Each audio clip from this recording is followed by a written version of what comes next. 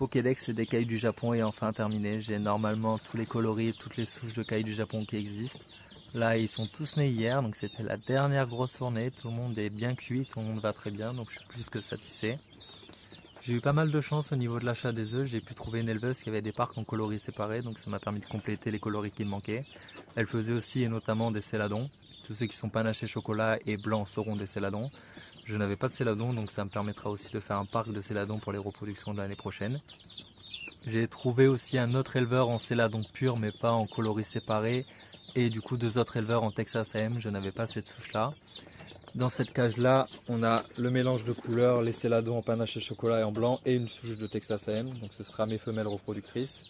Et juste au-dessus, que j'avais bien séparé au niveau de la couveuse pour pas me tromper, on a une autre souche de Texas AM qui seront, j'espère s'il y en a beaucoup, mes mâles reproducteurs.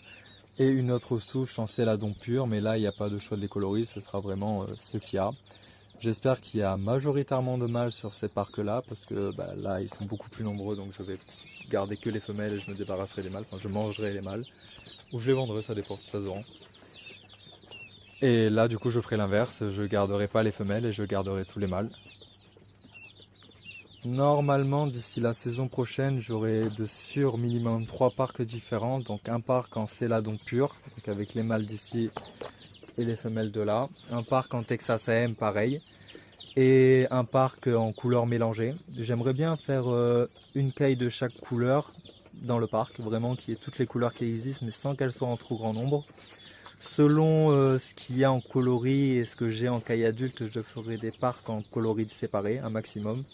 Ça aussi c'est vachement cool parce que au final j'ai pu trouver qu'une seule éleveuse qui en faisait. Et si on veut juste de la déco, qu'on veut des cailles blanches ou des cailles noires ou des cailles chocolat ou peu importe, et c'est pratique de pouvoir choisir.